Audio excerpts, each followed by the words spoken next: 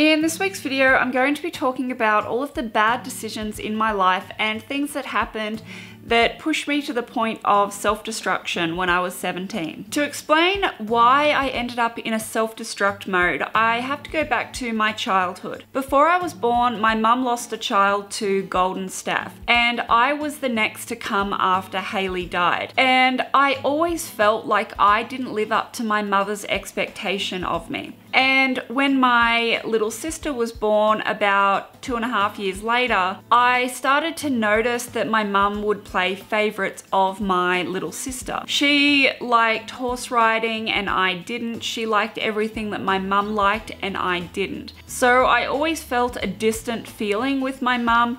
I never really felt love from my mum. Part of this was to do with the mental illness that my mum went through after Haley died. She had postnatal depression for quite a few years and she was heavily medicated for that. My parents separated before my little sister was born, so we grew up in Victoria and my dad lived in New South Wales. But when I was 9, we moved from Victoria to New South Wales so that we could be a little bit closer to our dad. And when I started school at Molong Central, I started to get bullied. And it just started out with name calling and every now and then a little nudge when I'm walking past somebody, and that was easy to deal with. But then when I got into high school, the bullying started to get a lot more physical.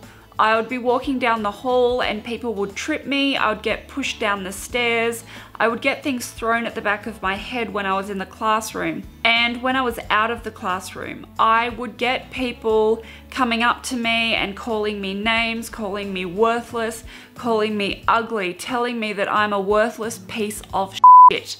And for anybody out there that has been bullied, you know that this destroys you. And because I didn't have the greatest life when I went back home, I never really had that sense of purpose and that sense of belonging somewhere. I did have my friends, but that was pretty much all I had. Most of the time I was getting bullied, and when I got home, I would either get the cold shoulder from my mother, I would get accused of doing things that I didn't do. One time I was sick and my mum took my temperature. She said that I was fine. She forced me to go to school. My sister did a couple of, Mum, I'm sick too. And she didn't take her temperature. She said she could stay home from school. One time my sister and her friend broke into the school during school holidays and they wrote out merit awards to each other. And my sister never got punished for this. And I always got the feeling that my mum was disappointed at me for what my sister had done. And I never really understood this. But I did find out a few years later that she actually thought so little of me when my sister did this. And this is what she said to my friend's mum. And there was a time when I fell off a horse and got knocked out. And my mum came running and screaming at me, calling me stupid, calling me an idiot. And when the same thing happened to my sister, she freaked out. She called an ambulance, she took her to the hospital, and I never felt that same sort of love from my mother. When I was 14, we moved to New Zealand, and this is when I started to develop a little bit of self-confidence. And I was in a new place where nobody knew who I was. So I felt this sense of freedom. And I started to act out, I started to smoke cigarettes, I started to drink alcohol, I started to do drugs, I started to lie to my mother and sneak out and do everything that I knew that I was not supposed to do. And every time I got told off by my mother, I was pretty much just shove it up your ass because I knew better and she knew absolutely nothing. That was the way that I saw it in my mind. I was right, she was wrong, and there was nothing that she could do. I was going to do whatever the hell I wanted to do. When I was 15, I moved back to Australia to live with my dad in Nowra. I started hanging out with the wrong people. I was drinking, I was smoking cigarettes, I was smoking weed, I was sneaking around behind my dad's back, and I ended up going out with a guy who was 18, who just got out of juvie for drug dealing and possession. After almost a year living in Nowra, I moved to Batemans Bay to live with my auntie, and I was still sneaking around behind her back. I was still smoking cigarettes, but I wasn't doing as much as I was before. So I started to get my life together just a little bit. And then after a few months living at Batemans Bay and working at the local IGA, I moved back to New Zealand for a few weeks and then moved back to Australia, and I was living in Townsville with my dad. I really started to get my life back together then. I was working full-time at Target. I had a really good job. I loved living in Townsville. I made quite a few friends. I was still talking to my friends that lived in New Zealand. My dad was working at the Townsville airport, and after he had finished his work there, after about 4 or so months, I ended up moving back to Molong and I lived by myself. And at 17, living by yourself, not the best idea, because this is when I really felt like I had my freedom. Yes, I was 17 and I was underage. I was not allowed to drink. I was not allowed to smoke. I was not allowed to do drugs, but guess what? I did it anyway. I had parties at my flat. I had friends over where I would have sex with them, or I would drink a lot, or I would smoke some weed out on the balcony. I never saw anything wrong with what I was doing. I felt that I was smarter than everybody else. I knew better than everybody else. Nobody knew anything. I knew everything. But it turns out I knew nothing. A few weeks before Christmas in 2007, I ended up getting pregnant from a drunken one-night stand. I was at home, it was about 6 or 7 o'clock at night, and I was sitting watching TV, and I heard a noise. I went out onto my balcony, I looked around, I heard nothing, I went back in, sat back on the sofa, and continued watching TV. I heard another noise. I shit myself just a little bit. I went back out onto my balcony, I looked around, I couldn't see anything, I couldn't see anyone, and then someone jumped out and scared the living shit out of me. And this was a guy that went to school with my brother. He was about 2 or 3 years older than me, and he was drunk.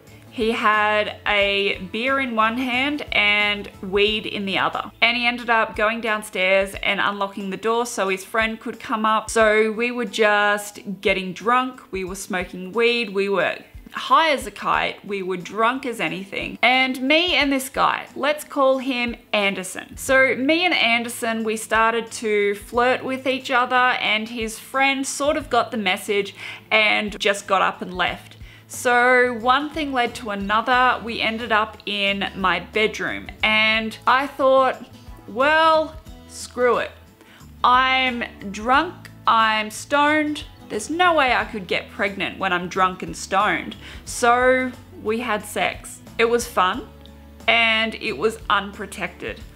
The first time in my life that I had ever had sex unprotected. So it was a few weeks later and I realized that my period was late.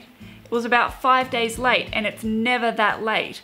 So I went to the pharmacy to get a pregnancy test. I peed on the stick and it said positive. I was pregnant and I was shitting myself. I had no idea what to do. And the more I tried to push it out of my head, the more it kept sinking in that I was pregnant. I was 17 and I was going to have a baby. I started drinking excessively. I started smoking a lot. I was doing everything I could to cause a miscarriage. And please don't tell me how horrible this was, because I'm very aware of this. I think now I should have handled this completely differently. So on New Year's Eve, I ended up at the local pub. I was drinking with a friend of mine who was about 20 years older than me, and that was my influence back then. So I was there until I got kicked out when they realized that I was underage. And instead of doing what I should have done and just gone home, went to sleep, woke up the next day with a hangover, I didn't. And then I had my accident. And I've told this so many times before, so long story short, I went out onto my balcony, onto the roof, onto the awning, walked along the awning, fell off, broke my back and multiple bones of my body, damaged my spinal cord, damaged my brain. I ended up dying and was taken to the Orange Base Hospital, and once I was stable enough, they took me by a care flight helicopter to the Royal Prince Alfred Hospital in Sydney, where I was placed under an induced coma, and in that time my unborn baby died. So I got my wish. But now I am a quadriplegic. I can't walk, and I never will again, all because of that one night. That one night, it destroyed my life. So if I can tell you one thing, you only live once. So please think twice. Life's hard, but it's worth fighting for. You might go through a lot of things in your life, but your life is more important than anything else. Your life is more important than drugs. It's more important than unprotected sex. It's more important than getting drunk. Please don't feel sorry for me. I really don't want your sympathy. I just want you to learn from what I've told you. I want you to learn that every single action in your life has a consequence, big or small. Teen pregnancy, ending up in a wheelchair, ending up in intensive care, ending up breaking your leg and being in hospital for a long period of time. So fight for every single day that you have. Fight for everything that is important. Know that you are important. Just know that your life is worth so much more than that one drink or that one time at a party. Your life is worth so much more than that. If you have any questions, anything at all, please write them in the comments. Don't be shy, I will answer anything that you have to ask me. Thank you so much for watching, and I hope you have learnt something from this. I love you all, and I'll see you next week. Bye.